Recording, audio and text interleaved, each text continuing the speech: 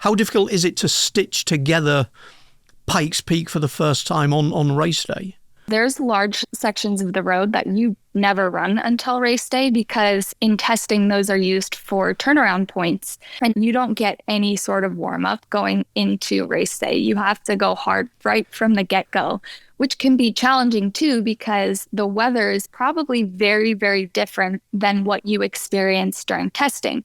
It was raining on the bottom section. It was pretty clear in the middle and then just socked in fog on the top.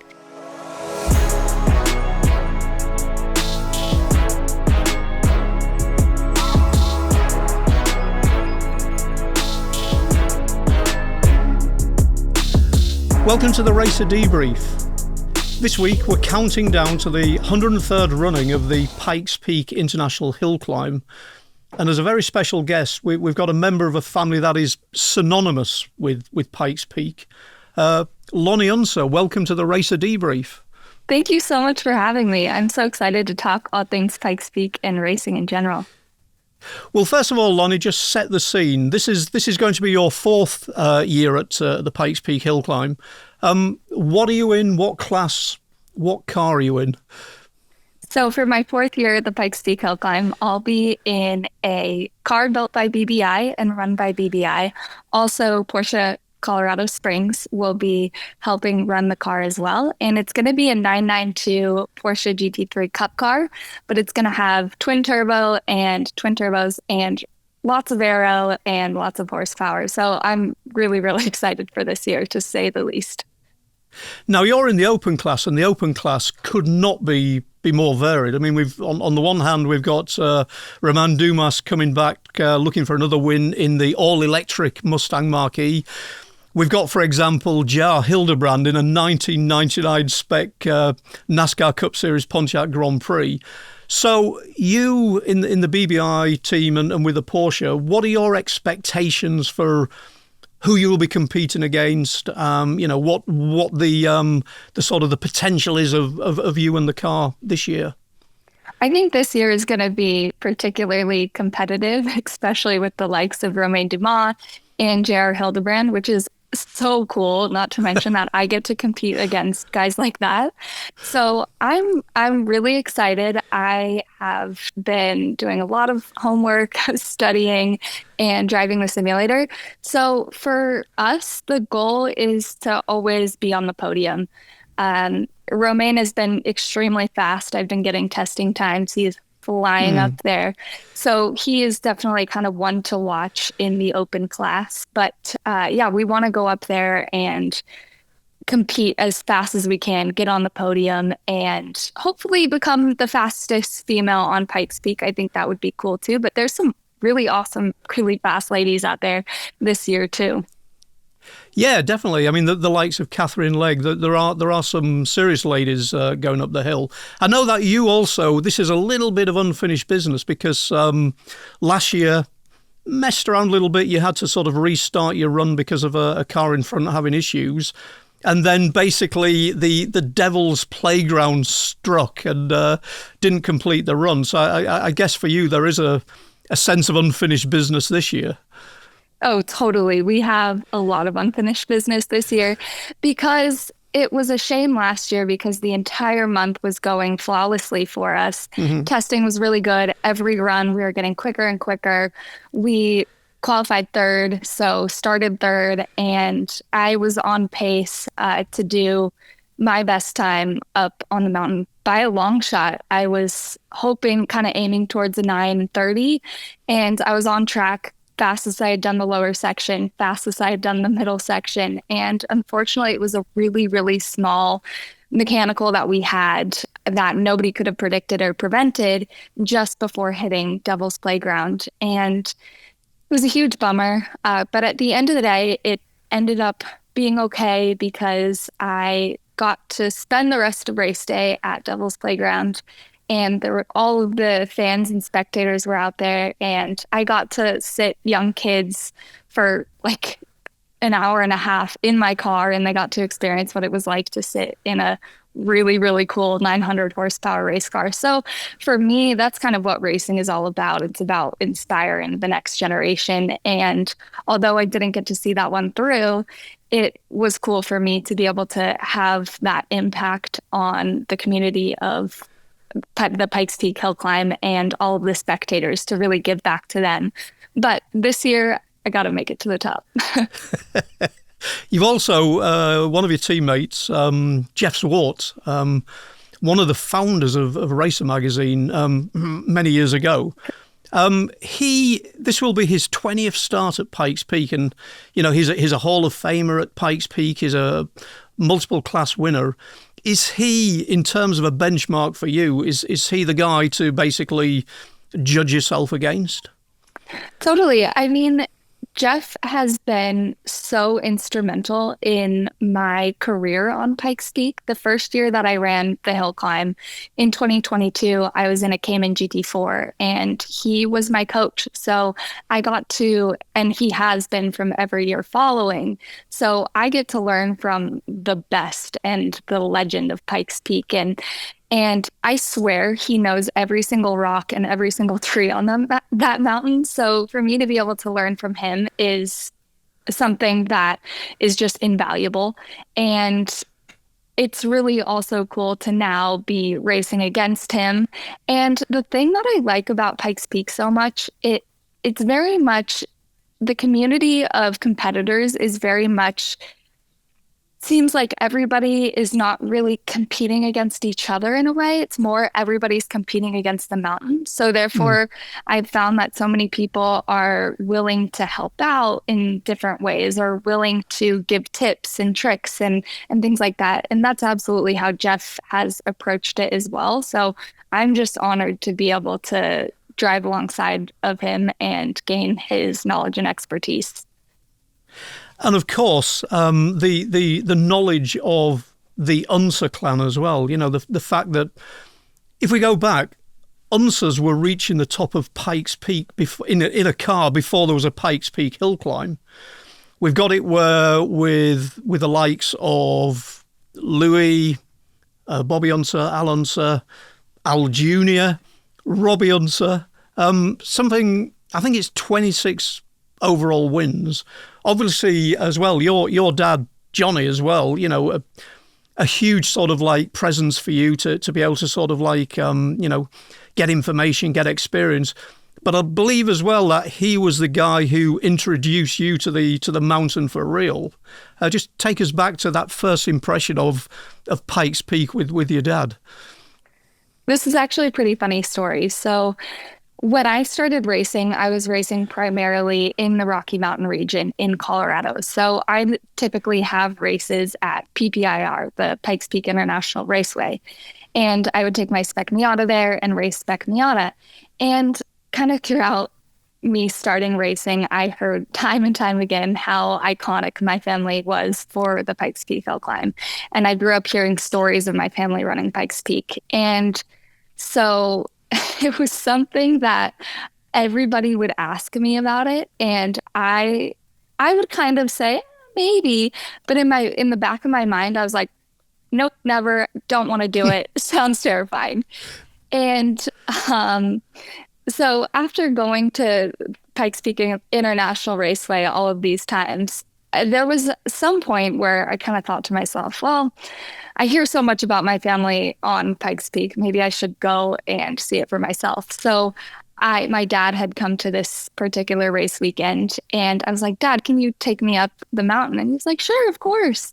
And he was talking to me all about it. And as we got higher and higher and higher up the mountain, I kept thinking, no. It just kept like going up and reaffirming really the fact that I did not want to race the Pikes Peak Hill Climb. And I can remember looking over the edge and saying, Dad, I cannot understand how you dealt with this. How did you drive up this mountain fast? And he said, Loni, you just focus on the road. And I told him, I was like, yeah, right. And I was like, that is the biggest lie I've ever heard. And, we moved on from that day. I didn't really think too much more of it other than I didn't want to do the race. And then a year or so had passed, and I again was living in Boulder at the time, Boulder, Colorado, which is about an hour and a half from Colorado Springs. And I happened to be free on the day of the race, and I kind of thought this little inkling of and curiosity of Pikes Peak kind of kept gnawing at me. And so I was like, maybe I should go and spectate. So I bought myself a ticket and I drove to Pikes Peak, kind of didn't really have any agenda, didn't have anybody to go with, just sort of drove out there and decided that I wanted to watch the race. And immediately that day, as soon as I saw the first car take the green flag on the starting line, I was like, oh, I think I have to do this. And it just turned around for me like that in an instant because of the atmosphere of Pikes Peak and how special of an event it is. And also, I grew up in Idaho, so I grew up surrounded by mountains. So the mountains feel like home to me. So it was something so unique of the combination of beautiful mountains and race cars that just seemed like I had to go and compete the next year. And from that point on, I kind of just was thinking about Pikes Peak and dreaming about racing it. And I came up with a racing program for the next year and haven't looked back since. So 2022 was your first year.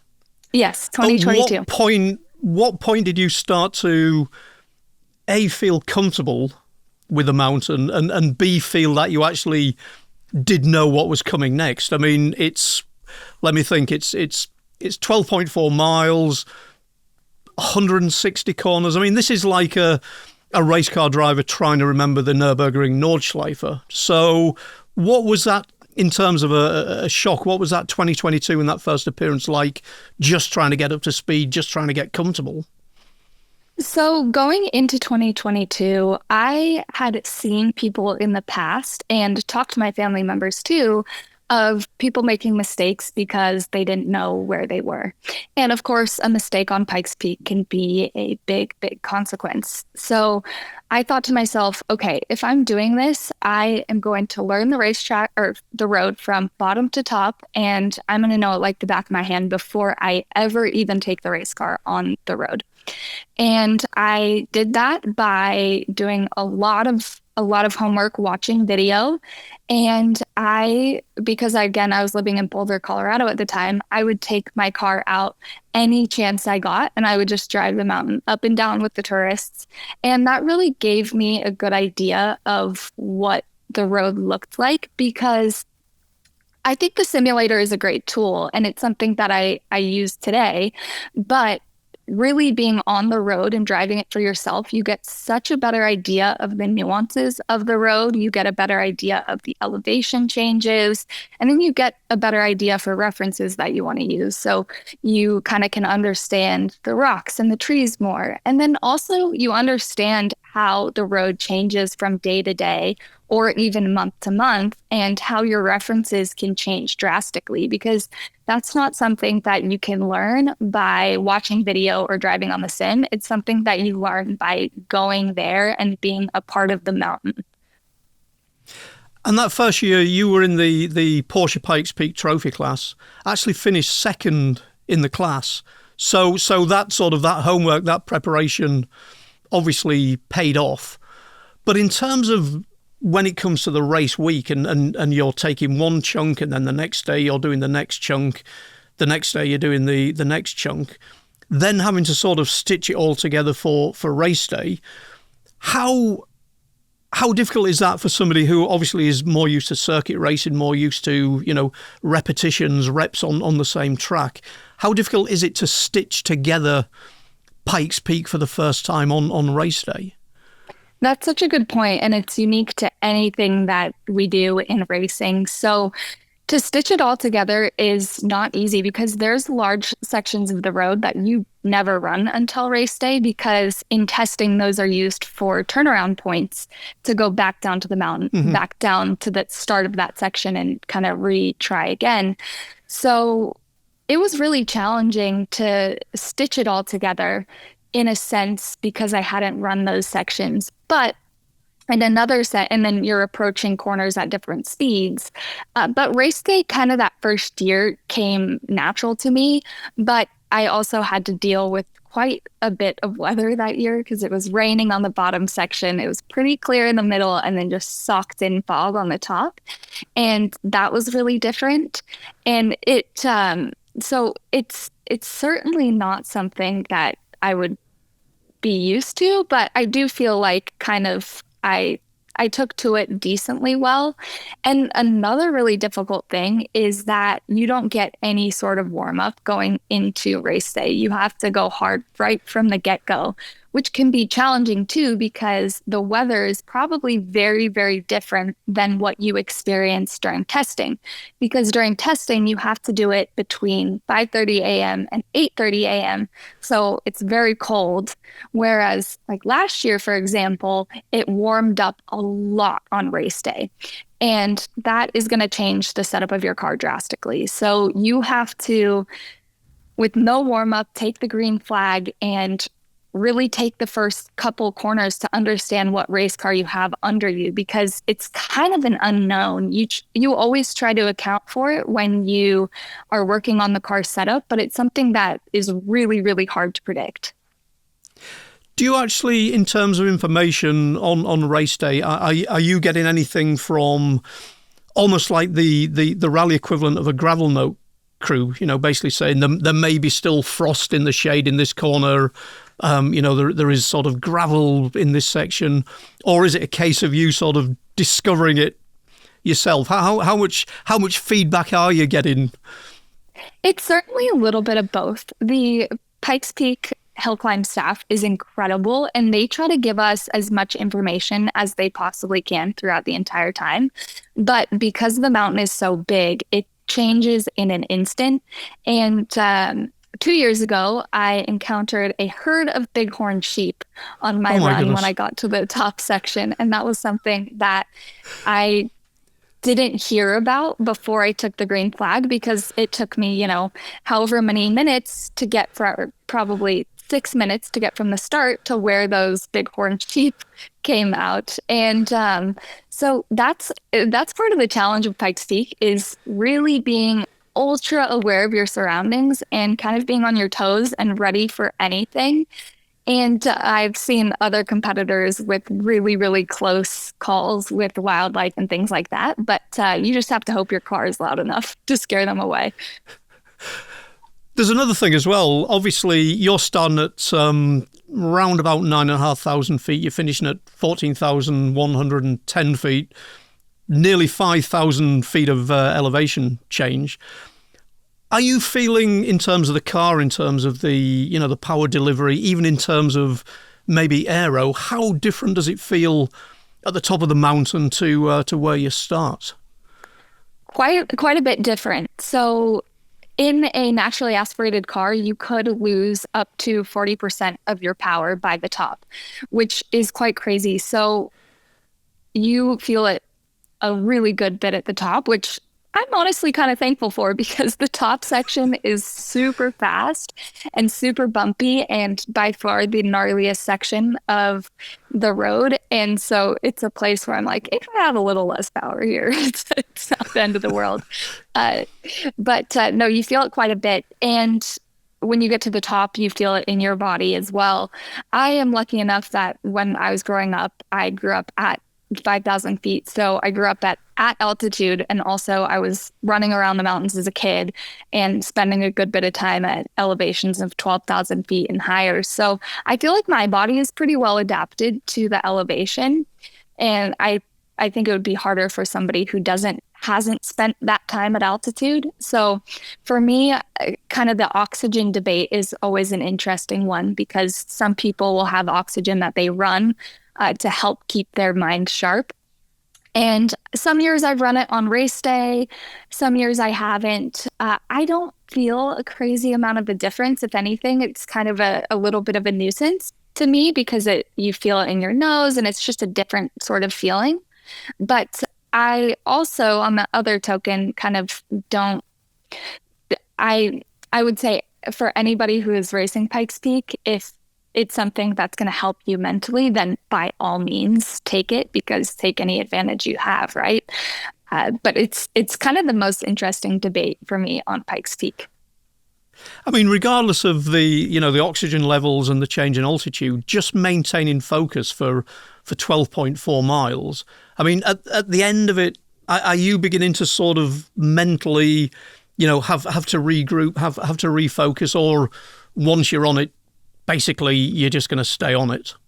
If you're on a good run, you're on it mentally, but things can throw you off mentally very, very easily. But the key is to not get thrown off, or if you get thrown off, to very quickly get back in that flow state, because it's critical, because you always have to be thinking of what corner is coming next, while also thinking about the balance of your car, while also thinking about your brake points, while thinking about your apexes, thinking about all of these different things, and also keeping an eye out for changing conditions like animals or rocks moving or anything like that. So if you're not on it, then you're either not going to have a good run, or you're going to be making mistakes. And any little mistake you make, again, could have a big consequence, or you just go slow and you're kicking yourself for, braking a little bit too early, or not getting to throttle soon enough, because it's such a steep incline and you just bleed speed with mistakes. What for you are, well, first of all, what are your favourite sections of the course, and what do you feel are the most critical sections for putting together a good run? My favorites, I've kind of bounced back and forth between my favorite section being the lower section and the upper section. Each individual section is very, very unique characteristically. The lower section feels a little bit more like a racetrack. It's very flowing, very smooth. There's some really awesome kind of camber corners and then off camber corners. And really, really, that one is very technical. So I like technical driving, and therefore I really like the lower section. But then I'm also trying to really get myself to like the upper section, because that's where I find the biggest challenge, because it's not like any other racetrack. It's really, really fast, and it's super, super bumpy in parts of it. So you really have to understand what your car is doing over the bumps, and there's parts of the road that you have to alter your driving line, because the bumps are so aggressive and they'll upset the car. So that one is really challenging for me. So I'm really trying to get myself to like that one. And the middle section is cool because it's really, really beautiful. But technically it's not extremely difficult, because it's primarily a race between hairpins. So you've got a ton of hairpins in the middle section, and it's a race kind of between slow corners. So that one I would say is my least favorite in terms of the driving, but visually, it's just gorgeous. Now, as you say as well, obviously Pikes Peak now is all asphalt, and has been since 2011. Back in the day, when Bobby and Al were basically winning Pikes Peak for fun, obviously it was a dirt surface that kind of like changed over the years. Could you contemplate taking on Pikes Peak, as the dirt surface, or do you think the superpowers that you bring are that you have been brought up in asphalt racing? I think racing on the dirt would be so cool. And if I could go back, I 1000% would. I mean, you see the videos of those guys in the dirt days, and their wheels are hanging off the edge. And there's a photo of my grandfather, and his wheel is so close to just dipping off the edge of the road.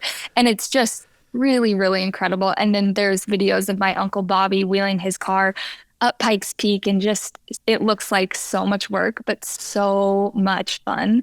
So I would absolutely go back. But I say to the dirt day purist people that they should also get invested in the asphalt days, because that these days the speeds are a lot higher, and it's really challenging in a way of in the upper section, for example, the road changes so much and these bumps are really, really hard on the cars and on the drivers and how to deal with these bumps. And then also kind of on the asphalt or on the dirt, the energy has been taken out of the car in the way of you're already sliding, you already kind of know where that limit is.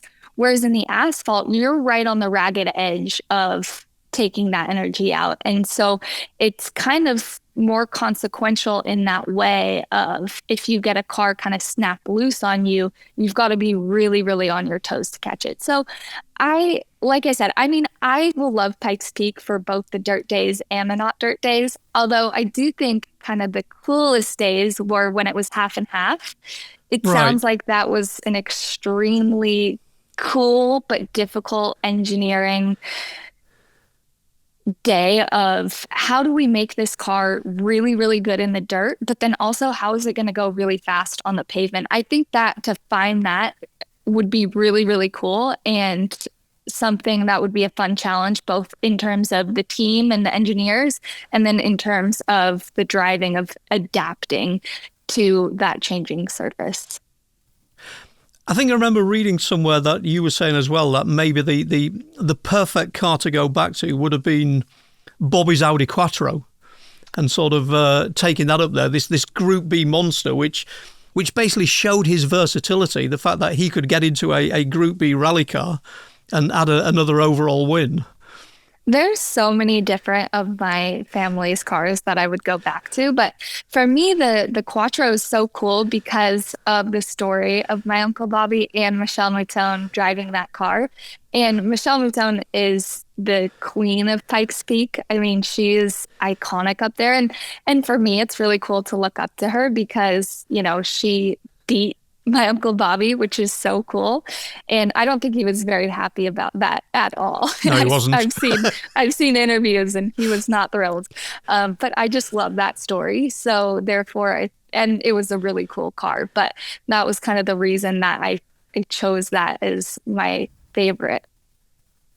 Well, you mentioned Michelle. Michelle has actually been put into the Pikes Peak Hall of Fame this year. So you'll probably get a chance to meet her. But as you say, she recounts some great stories about how she showed up in '85 and basically upset the locals with her speed. But I'm sure that there's some great stories that the pair of you could sort of regale each other with. One question I want to go back to is you mentioned being brought up at altitude. Just want to go into your journey into racing because I think, to begin with, I believe you were more into skiing than sort of any thoughts of going into motorsports. Just take us through your journey into motorsports. So I grew up in a small ski town in Idaho, very close to Sun Valley, if anybody's familiar. And I grew up ski racing. So I was on skis by the age of 3 and just kind of exploring the mountains. And I loved it. I would not change the way I grew up for the world, even though because of how I grew up and where I grew up, I didn't get my start in racing until I was a little bit older. But through ski racing, we would go to the go-kart track as a team building activity.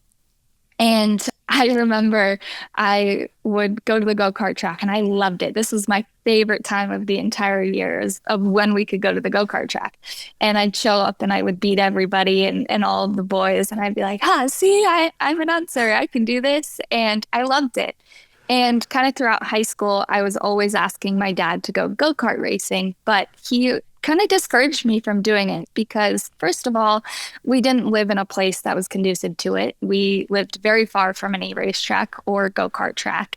And then secondly, he knows how difficult of a sport it is. And he knows that in racing, the highs are really, really high, but the lows are really, really low.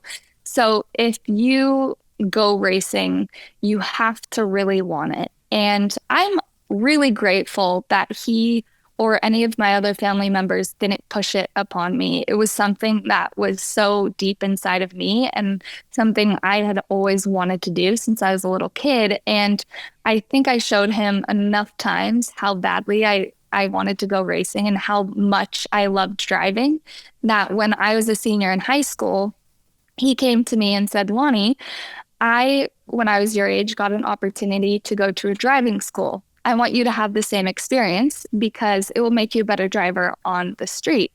And it's true, the fundamentals of driving a race car fast are the fundamentals of how you can stay safe on the road, believe it or not. And so, of course, I was like, I'm there. And I ultimately, I don't think he realized how much I would love this experience. But I went to the BMW school, which is cool because I'm now working there these days. And I did the 2-day program and absolutely loved it. I remember sitting at dinner the night after the first day and saying, Dad, I have to go racing. And he was like, no, no, no. But then you could kind of see the gears turn in his head and see that, oh, maybe we could make this happen. So when I went to college, I went to the University of Colorado Boulder. We kind of started looking into different things that I could do and places that I could kind of start my racing career. And we found that racing spec Miatas in the Rocky Mountain region would be a great place to start. And I am so lucky for those days because racing spec Miata is so much fun and it teaches you so much. And I just loved it right from the start. So at the moment, obviously Spec Miata MX-5 Cup, as well as focusing on Pikes Peak, you are currently racing in Porsche Sprint Challenge North America, and you're involved in the Porsche Mobil 1 female driver program. So just tell us about that and tell us about how that is basically adding momentum, basically being a step up, and what you feel is next for you on the circuit racing side of things. The Porsche Sprint Challenge has been absolutely amazing. I am lucky enough to be racing with Kelly Moss, which is one of the best Porsche racing teams in history. The amount of podiums that they have across all Porsche racing is just mind-boggling. And they have helped me develop so much as a driver. And then alongside the Mobil 1 Female Driver Development Program, both of those things in conjunction have really, really elevated me and made me a better driver, which then helps me perform on Pikes Peak, and then it helps me with my road racing career. So it's been really, really fun, and I'm racing a Cayman GT4 RS, and they're really, really quick, and it's been just fantastic. Next up, I would like to kind of get into a cup car in probably Porsche Sprint Challenge or the Carrera Cup. And then I've always kind of had my sights set on IMSA WeatherTech racing and racing in WEC. But ultimately for me, I love driving and racing, and I want to be able to do that as much as I possibly can. And I've done other forms of racing, like last year I got to race the Mint 400 in a Can-Am Maverick R with Armageddon, and that was really, really cool. So I want to be like my family in many ways. Of my family could get in any sort of race car in any sort of platform and they would go quick. So that's ultimately what I love to do, and I just love driving. Just go back a couple of weeks as well, and we're talking, I think, 0.25 seconds between you actually winning at Circuit of America and sort of coming up with an extremely strong second place finish. So obviously there is momentum building in this program and this season. For sure. This season has been really, really awesome. I've stepped up as a driver and as a competitor, and we are hoping to win the championship. It's a little bit of a long shot because I had an incident at Sonoma Raceway, unfortunately, which kind of set us back a foot. But a guy that I've been competing against and who won the last races in COTA has been a fantastic person to race against. Super, super good driver and great competitor. You can always trust sticking it in on the inside or the outside. He knows exactly where you are, and it's just been a pleasure to race against him. So hopefully one of these days very soon we'll get that podium, that top step of the podium. But it's just been such a great journey. And we are running the Be Your Own Hero livery, which is really cool. So if you check it out on social media, I've got a superhero version of myself on my race car. And ultimately, it's to inspire the younger generation that they can set their mind to any goal and they can accomplish anything, whether it's being a driver or whether it's being in STEM or being a mechanic. And we're going to do some pretty cool events with middle school kids coming up kind of in August, I believe. So we're really, really excited about that. And it's just kind of been an honor to be able to represent that mission for the younger generation. We're talking just a few days before you start practice for Pikes Peak. Your next circuit race, I think, will be VIR in July, but at the moment it's full on for Pikes Peak. Just give us a taste of how the week at Pikes Peak pans out, and how do you sort of like gain momentum and get ready so you are sort of optimum condition for Sunday morning and the race itself. The thing I love about Pikes Peak so much is how unique it is to anything else and how you have to approach testing. So the Pikes Peak America's Highway is open to the tourists pretty much 365 days a year. And they gain a lot of revenue for the Pikes Peak America's Mountain. So they don't want to close down the mountain for us to be able to practice on it. So we have to get our practice done before the mountain opens to the tourists. So that means that I wake up probably at about 2 or 2:30 a.m. every morning of testing, which is kind of brutal, but you have to get yourself on a different time zone, sort of, so you go to bed super early and so you can wake up early. But you get to the starting line you get to the base of the mountain at about 3 a.m. and then they'll open the gates at 3:30. You can drive to the section that you're practicing in that day. So if you're going to the top section, you have to get in line early, whereas if you're in the lower section, you don't have to get in line quite as early. And you drive up to that section, it's pitch black, and you have to start unloading your trailer and getting everything all set up and ready to go. And you have to be ready to start running at about 5:30. So as soon as you see first light, that's when you have to kind of be in your car, strapped in, ready to go. And all of the different competitors who want a chance to run that first run, they kind of will get in line and the first couple cars run. And I never want to be one of the first couple cars because I want all of the other cars to go so they can scare the animals out of the way. So I wait a couple cars and then I'll go. And everybody kind of goes up one at a time, and then we'll turn around at the top of the section, and then we all drive back down slowly together. And we rinse and repeat that until about 8:30 in the morning. And then at 8:30, you've got to pack up your stuff as fast as you can, and you have to be completely off the mountain by 9 a.m. So it's a really, really weird format, but it makes it kind of special in that it's just this kind of trauma bonding that we all go through together with your team, waking up that early. And then when you get back down from the mountain, you're looking at the car, you're making sure everything's good.